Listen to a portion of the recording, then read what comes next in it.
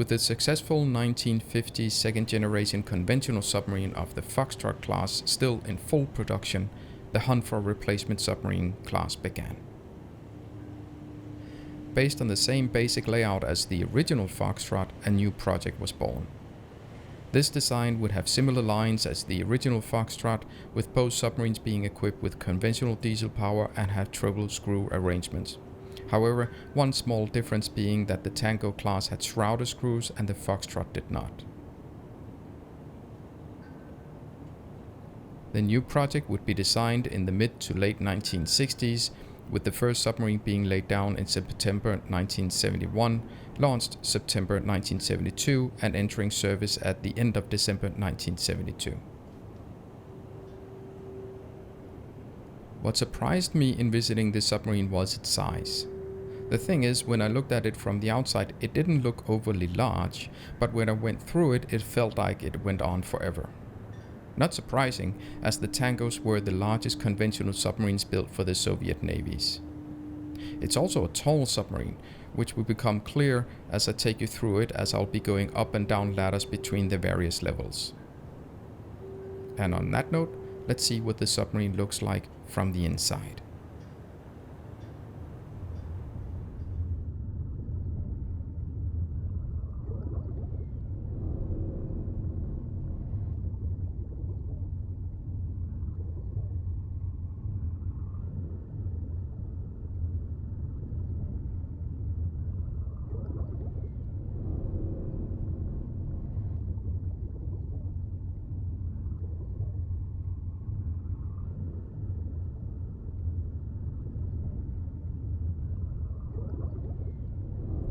Unlike the earlier Foxtrot class, the Tangos did not have stern torpedo tubes.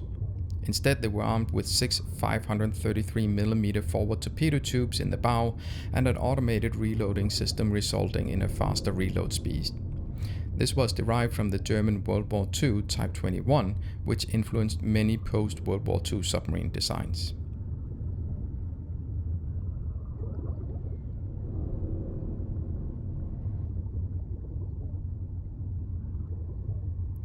The Tango could carry a mix of torpedoes, or mines, with the capability of carrying 24 reloads in her forward compartments.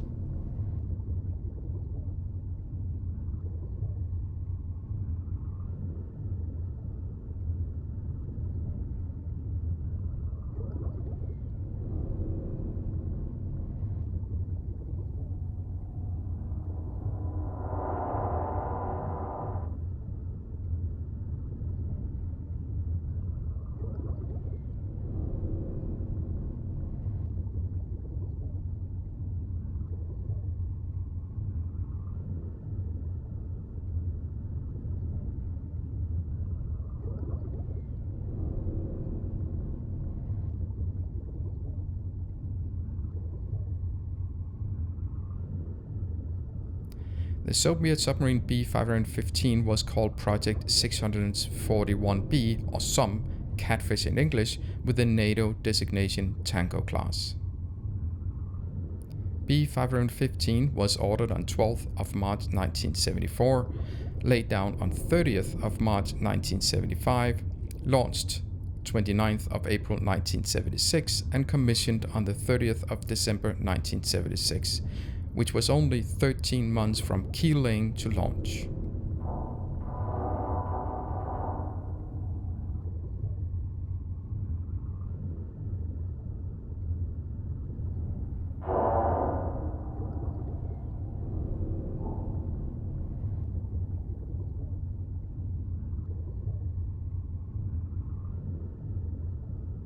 This type of submarine was used for hunting, espionage and patrol purposes, and a 62-man crew would operate the boat. She remained in active service until 2001, April 10th, 2002 being her official decommissioning date.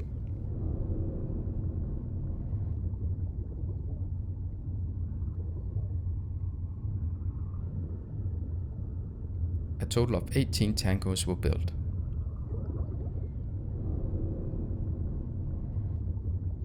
After being decommissioned, investors bought it for €1 million and brought it to Hamburg. One of the influential people involved in the transfer was a former crew member then working in Germany. The Russian Navy detained the submarine before the transfer and ruled many technical facilities, mainly weapon systems and control systems, as well as other technical equipment subject to secrecy rules. After arrival in Hamburg, further modifications were made to the submarine. Larger holes were cut in the hull, at the bow and stern to provide visitors with entry and exit points. These modifications caused the submarine to no longer be capable of diving or independent operation. She is currently docked in Hamburg and is open to the public as a museum exhibit.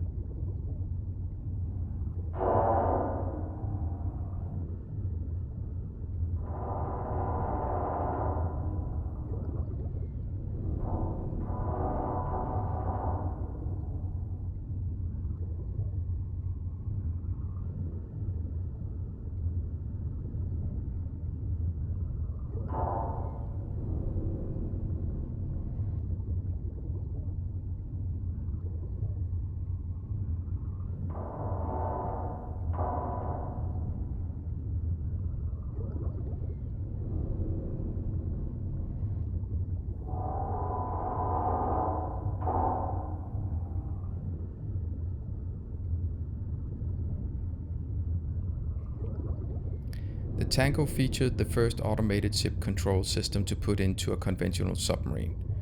Up until then, this had been reserved for only the nuclear submarines, the Alpha class and several others.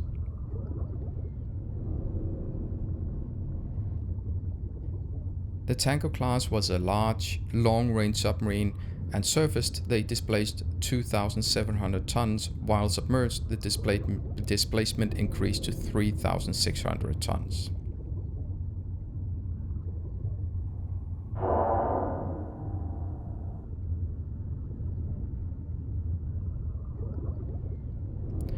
The Tangos were designed from the outset much like the Foxtrot to focus on anti-shipping duties and long-range patrolling, and the sensor systems reflect this.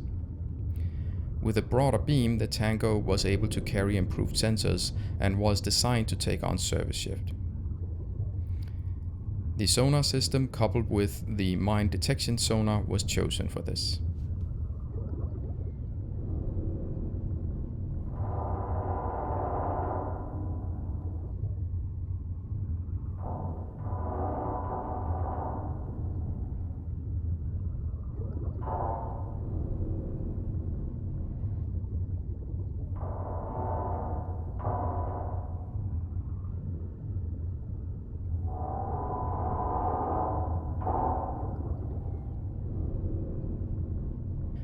Designed with a double hull, the Tango had a length of 92 meters, a beam of just under 9 meters and a draft of 6 meters. This increase in volume allowed the submarine to remain submerged for about 10 days without the need to surface or snorkel. The double hull also allowed for a decent reserve buoyancy of 26%.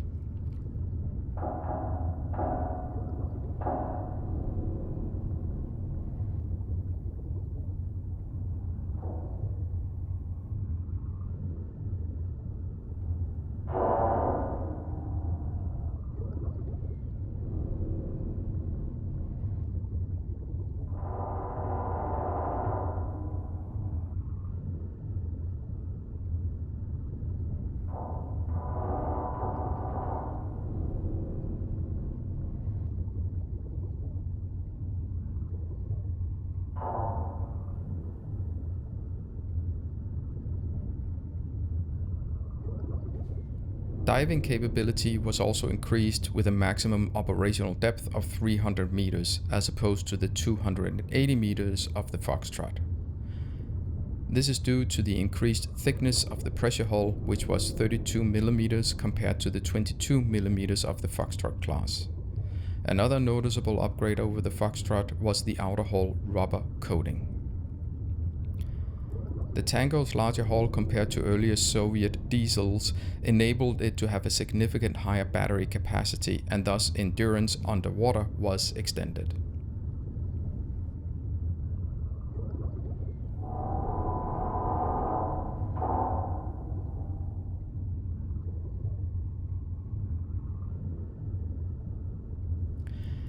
As a result of the modifications, they did encompass many advances in technology, plus a significant increase in hull volume over the Foxtrot.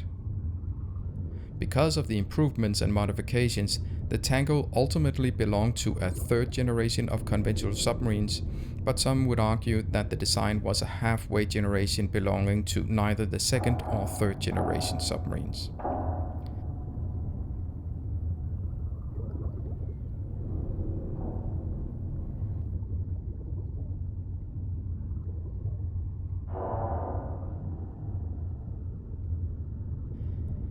The more modern equipment and the ability to remain submerged for longer and acoustic coating on the outer hull made the Tango class ideal for ambush operations. There are several natural choke points in the ocean, and in a war it would have been the Tangos who would have laid in wait for the Western ships and submarines as they tried to pass through these restricted areas.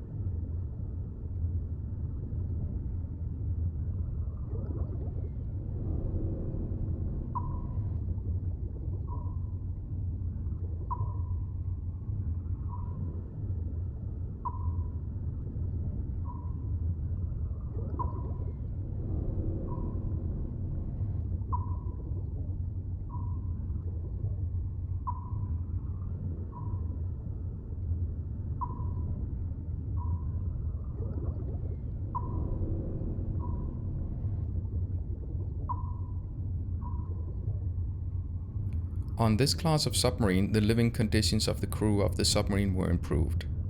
The entire personnel of the boat are provided with permanent berths. The officers and supervisors have real cabins. In other words, hot bunking was not required.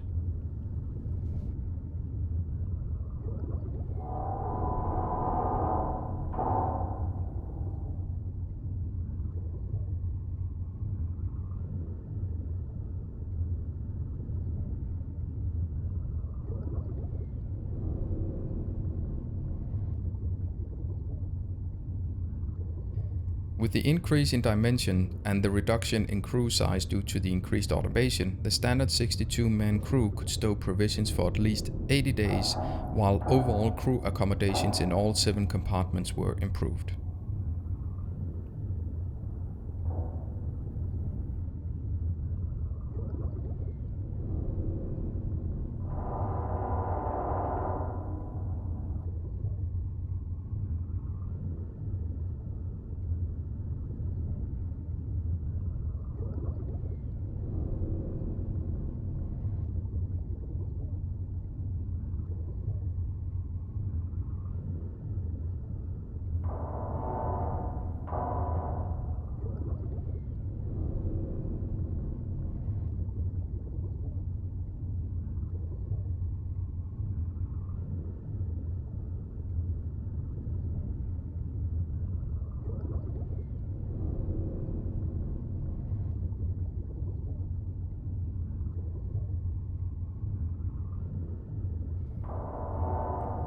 Here we find the controls and gauges for the 3 diesel engines. Among other things, you can see the 3 telegraphs for each of the diesel engines. These are used to control the engine speed when an order would come from the control room.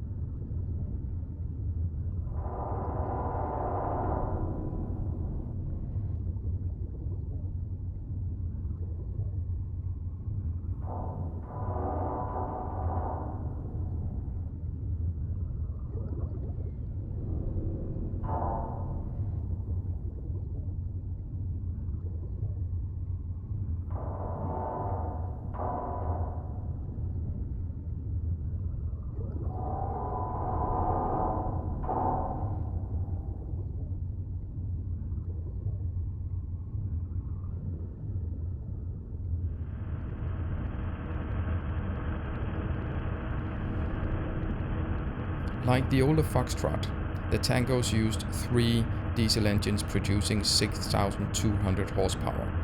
These enabled the submarine to travel at 13 knots on the surface. The setup was complemented with a snorkel.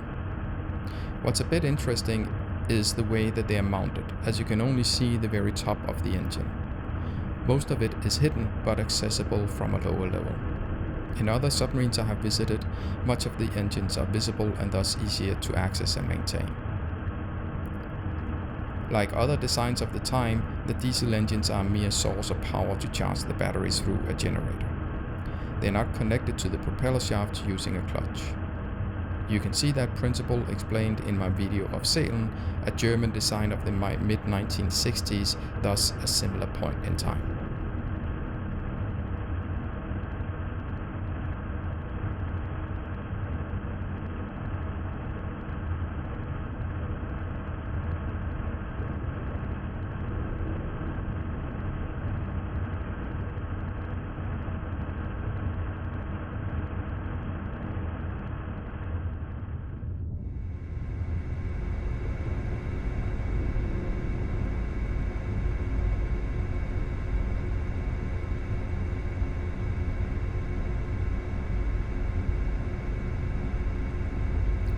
A bank of high-capacity lead-acid batteries would be used to power the 2 1,050 horsepower and 1 2,700 horsepower electric motors, giving the Tango a top submerged speed of around 16 knots.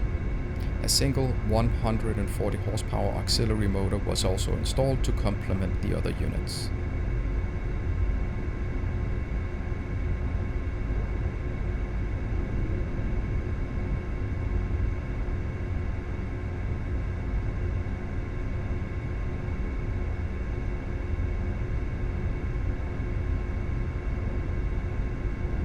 In this room you can also see 1 engine telegraph for each of the 3 electric motors. The Tango could stay underwater for more than a week before it needed to snorkel and recharge the batteries.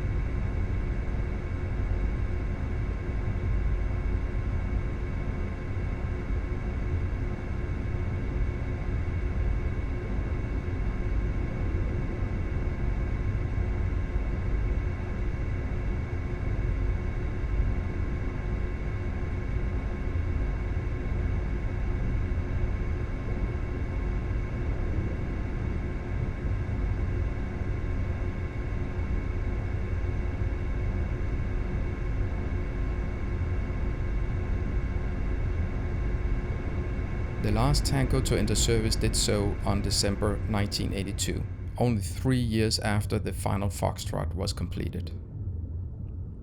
The Tangos will ultimately not enjoy long service lives of the predecessors, with many serving only around 20 years on average.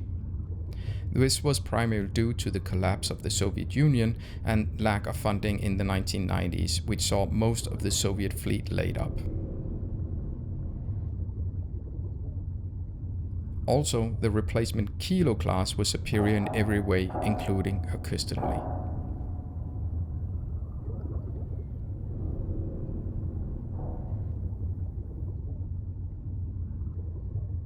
The Kilo is about 40 to 50% quieter than a Tango even after rafting and coating. That being said, in their short lives the Tangos did prove worthy opponents, as the rubber coating and rafting made a significant difference in the acoustic signature. And like many conventional submarines on battery power, they were noticeably quiet.